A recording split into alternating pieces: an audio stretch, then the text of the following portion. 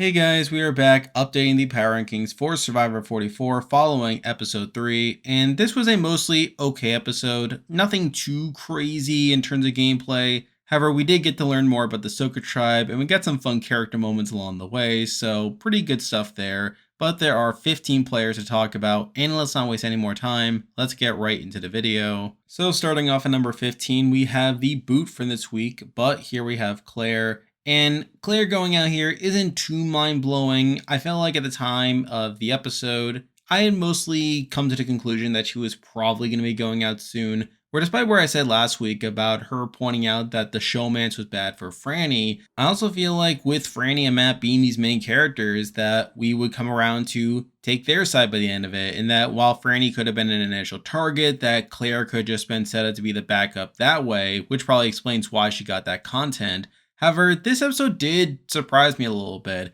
where it turns out that the actual target was Claire and Josh for whatever reason, while Claire seemed to be more on Franny's side and actually showed concern that Franny could be seen as his target rather than her being more willing to take that shot herself. And we see that during the scramble where she becomes targeted, and in turn we see her try to throw the vote onto Matt, but then realize that the votes are coming onto Josh. And I think the big giveaway that she was going to be the boot was the fact that she mentioned in confessional that her deciding to use her shot in the dark was a game time decision, which in general, anytime someone randomly mentions the shot in the dark in their confessional, there's a very good chance that they're going to play it. And considering the spot that she was in to where she felt the need to play it, it was very likely going to fail and she was going to be the boot that way. However, I will acknowledge that there was a point in the episode during that scramble where I thought maybe Josh could have been the boot, and we'll talk about Josh more in a moment.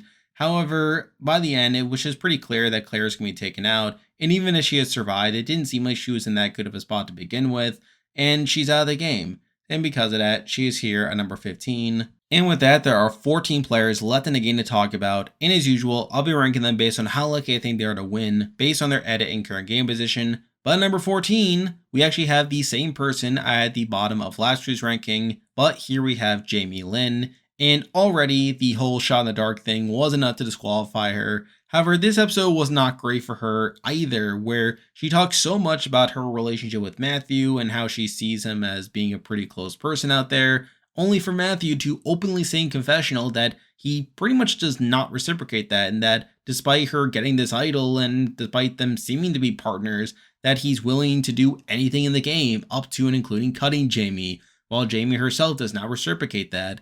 So I think that alone is a pretty bad look, not to mention the fact that she finds an idol, thinks that it's real, only for Matthew to say that this was all intentional, that he intentionally made a fake idol just for her to fall into his trap. So all in all, it's not looking good for Jamie Lynn. While I don't think she's going to be an early boot per se, I feel like there's just enough evidence pointing against her from an edit perspective where I can't really have her in contention. So because of that, she is here at number 14. Now we're moving on to number 13, and I actually decided to bump this person down compared to last week. Although to be fair, I probably should have done it already, but here we have Josh. And Josh, as I mentioned a moment ago, actually seemed to be a target at one point, and there was a debate that he could have actually been the boot for me, where he did get these random confessionals during the episode where he talks about how Matt getting this fake idol means that him and Franny are no longer easy targets. He then talks about how no one wants to rock the boat going into this tribal, and that he's this big target that needs to be taken out, despite him getting virtually no content across these first 2 episodes. And while he does survive this round, I feel like he doesn't get too much content to make me justify putting him any higher at this point. And especially compared to other people who I felt like had more pros I can give compared to Josh, I just can't justify putting him any higher than number 13. Now we're moving on to number 12, and we have someone who I did technically bump down from last week, but here we have Lauren. And I feel like Lauren didn't have the best episode in the world here. I feel like she got pretty baseline content where she eats a worm, how you need to try out new things. And I'm sure a few people will try to interpret this as a winner quote. However, I just don't see it that way. I think this is more so just a goofy moment. And I feel like if it were a winner quote, it would have been back in the premiere and would have gotten a bit more gravitas behind it. But as it is, it's just a moment that happens. And I think that's largely Lauren's edit so far, where she is pretty much only getting content when it's absolutely necessary for her, where beyond that, she's just not getting that much. And I can't really have her any higher because of that, especially considering that other people had a bit more pros going for them after this episode. but as it stands for Lauren, I can't really have her higher than our number 12. Now we're moving on to number 11, and we actually have someone I bumped up compared to last week, but here we have Kane, who did have a more positive episode here where we saw a bit more sides to him, where he sings "Oh Canada," we see more of his goofy side, he talks about playing D&D and being a nerd, but then he also talks about liking the story of good and evil and wanting to be a hero. And all in all, this was a good episode for him. Now, at the end of the day, I just don't think it's enough to prop him up into winner contention for me, especially since it seems to contradict the tone that was set for him in the first two episodes, where I feel like in the first two episodes, he was being presented a bit more seriously, even if it was negative, whereas I feel like this episode just went all in on the ham for him and making a bit of a goober, which I did expect from him in the preseason, but considering the tone from the first two episodes, it seems a bit disjointed, and at the end of the day, it's just not enough to prop him up into winner contention for me. So because of that, he is here at number 11. Now moving on to number 10, and this person actually stayed in the same spot from last week, which is funny considering that last week saw a pretty big drop for them to get there. But here we have Franny, and this was a really bad episode for Franny, where she literally says that she wants to work with Claire, she wants to vote out Josh, but then she votes out Claire. Again, pretty bad stuff there. She literally says in confessional that Josh would be the better target for her, but then just doesn't go along with the plan, and it's a contradiction. And I feel like even outside of that, you have the way that she's being presented in the whole Matt situation, which I never liked. I feel like she's not showing nearly enough awareness of the whole situation. And she does talk a bit about how she's bummed that the rest of the tribe knows about Matt's idol, thinking that it's real, but obviously we know that it's fake, so again, that's not good either. I feel like Franny is being set up as someone who will probably lose out due to this Matt situation. And even outside of that, I feel like she's been undermined in the edit to the point where I can't have her any higher than number 10. Now moving on to number 9, and this person actually jumped up a couple spots. Not so much because I think they're a top contender, but more so because this episode was a bit better for them compared to Franny. But here we have Sarah. And at the end of the day, I don't think Sarah's winning either. I feel like through her first two episodes, her content was only coming when it was absolutely necessary, sort of similar to Josh or Lauren.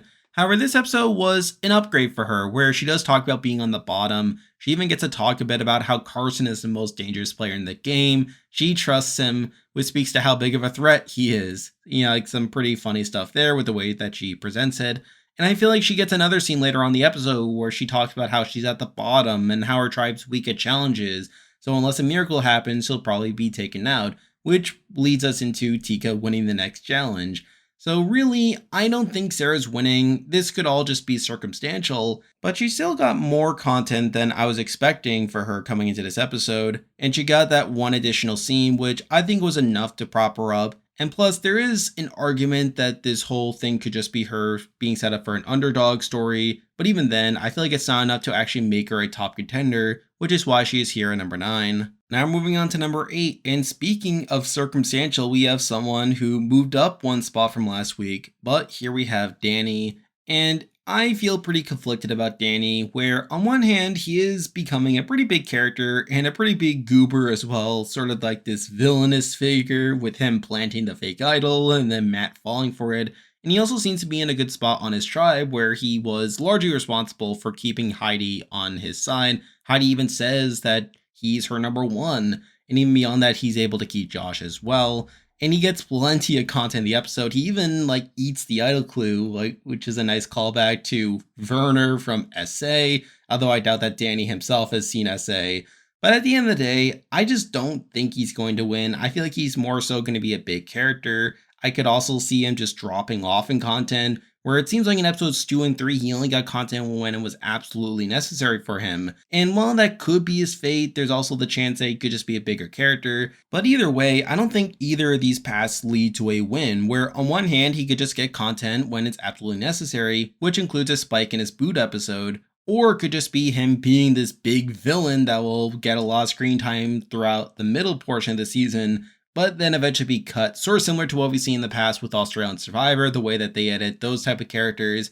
So I don't feel that great about Danny, but at the end of the day, this is still a good enough episode for him. Plus I found it pretty funny with all of his antics, that I did have him here at number 8. Now I'm moving on to number 7, and I'm sure this next placement will surprise some people, as I did drop this person, however probably not as much as you were expecting, but here we have Matt from San Francisco, who definitely got dunked on to a degree where he finds the fake idol that Danny planted, he thinks that it's real, and to top it, he even says right after finding it that he needed this, that everything has gone wrong for him so far. Little does he know. And again, this is not great on the surface. However, the main reason I don't knock this further against him is that at least it's consistent with his storyline, where so far through these first 3 episodes, his storyline has been about him failing over and over and nothing going his way, sort of similar to what we saw from Owen in 43, although even more explicit and even more clear from earlier on. And we're seeing that play out again. It's not as if he got content beforehand where he thought he was his mastermind. We had literally already gotten content of him talking about how things haven't gone his way. And I think compared to other people in the cast, he probably has the most clear storyline through him failing, which is oddly a positive for him. Now, I will acknowledge that a big knock against this is that this could all just be him being set up to be a losing finalist, where we saw this with Owen, where nothing went his way during the post-merge, and by the end, he ended up just losing. And I could very easily see Matt falling into that similar fate, but when we're mixing in like the consistency of the storyline, plus the other positives that he's gotten here and there, to where he's not being completely dunked on in the edit, I did decide to leave him a little bit higher in this list simply because I have more faith in his longevity in the game, and I think the fact that he has a clear storyline, even if it is around him failing, is more than I can say about a lot of other people. But it's still those concerns about him ultimately coming up short by the end that leaves him here at number 7. Now moving on to number 6, and I actually considered putting this person a little bit lower. However, after thinking about it some more, I did decide to leave them around the same spot as last week, but here we have Heidi. And this was actually an okay episode for Heidi. Now, I think the one knock is that she does say in her last confessional before Tribal that Josh hasn't talked much strategy with her while Claire is more aligned with her, but it's obviously going to be a tough decision, and you would think based on that you would go more with the strategy side than what is perceived to be the challenge side. Obviously, she ends up voting out Claire, so you would think that'd be a negative.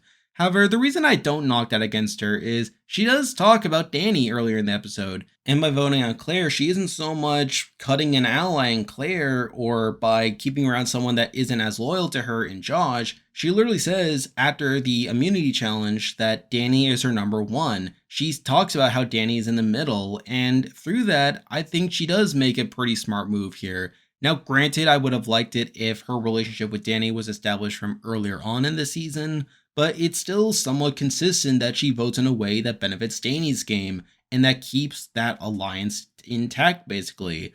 So I still think Heidi is a bit under the radar. I could very well see her popping off later on, especially after her premiere, and I think this was an alright enough episode for her, but I feel like the top 5 people have more pros going for them, which is why she is here at number 6. Now we're moving on to number 5, and this person has been creeping up a bit in my power rankings the last couple of weeks, but now they're here. But here we have Brandon, and this was another solid episode for Brandon, where he gets his intro package. He talks about how fishing builds character, he talks about the good things in life are worth fighting for, he talks about how he's an NFL player, but he also has other hobbies, and that there's more to him than just being a football player. But he also talks about how his parents taught him to never quit, which is a bit of an interesting follow-up from episode 1, where he talked about not quitting during the sweat task. So I think there is a bit of a through line there. Not really enough to make it a formal storyline per se, but it is an interesting continuity thing that could make things interesting on Brandon's end. He also talks about taking risks in the game in order to reap rewards, which again is something that could be propped up for him later on. And again, I think Brandon is someone that is a bit interesting. I think he'll be a major character across the season.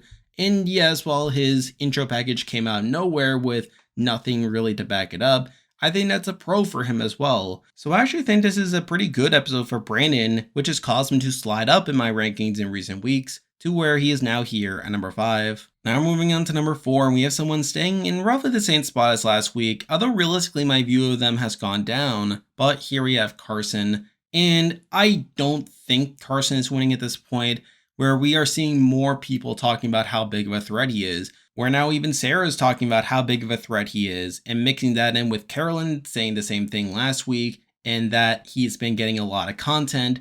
I just feel like Carson's going to be another pretty big character. And actually, I think he's probably more in line with an Evie, where I could realistically see him being taken out early merge, if I'm being honest, as the fact that people are already recognizing how big of a threat he is, and that we're hearing about this on the show, just doesn't give me a lot of confidence that he'll actually make it too deep past the merge. But even beyond that, I just don't see how this guy's going to get to the end and win, mixing that in with his screen time and people talking about how big of a threat he is, which leaves him here at number 4. Now moving on to number 3, and we have a pretty interesting character to talk about, but here we have Matthew from the Ratu tribe. And this was another solid episode for Matthew, where he gets his whole content about making the fake idol and taking Jamie along in the woods just so that she can find it. And he even talks about how he's willing to do anything in the game and that he's in a power position right now.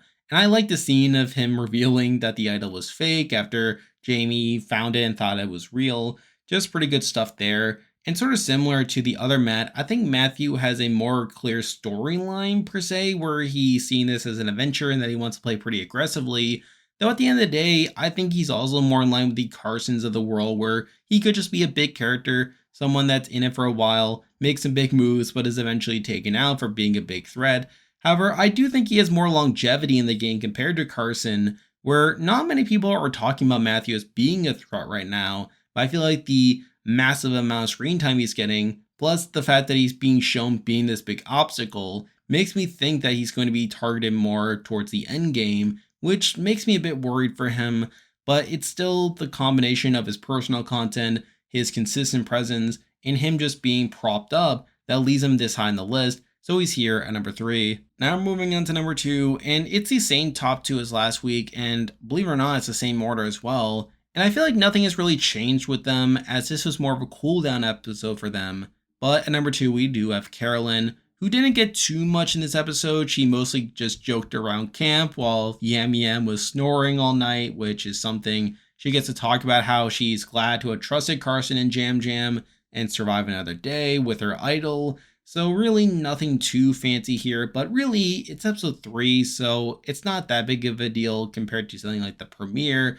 Especially considering how big of a character someone like a Carolyn can be, I feel like a cooldown episode is pretty necessary for her.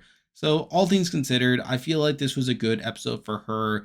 I just hope that picks up more in the future. But as it stands, I don't really have enough evidence to bump her down, especially considering the rest of the field. So she is here at number 2. And now at number 1, the person I believe is the most likely to win Survivor 44 right now is still Jam Jam. And I feel like Jam Jam is a similar story to Carolyn, where this was mostly a light episode for him, where his main content is him, people joking about him snoring. He says that no one's ever told him that he's snoring and thought he wasn't when he really was. Again, all of this is pretty funny and more in line with the goofy aspects of this episode, like Lauren eating a worm, Kane singing "O Canada," and Jam Jam snoring. Again, this isn't enough to really knock him down. It's just a lighthearted moment. And at the end of the day, it's probably good that he's getting this content, as it's pretty lighthearted. Like, it's more of a cool down in effect compared to his heavier first 2 episodes. So I think at the end of the day, I feel like there's not enough to really bump down Jam Jam either. And I still have him here at number 1. And there we go. That will do it for this week's video. If you like this content, be sure to like and subscribe. It really helps out with the channel. Now I'll be back again next week to update the power rankings again, so stay tuned for that. Australian Survivor is still ongoing, so you can expect coverage of that as we get towards the end game. Pretty exciting stuff there. Same thing with Big Brother Canada, which is heating up, so you can expect weekly content on that. And if you haven't already, be sure to join my Discord server, which I'll leave a link to join in the description. There's a lot of stuff coming your way, but for now, that's the video. See ya.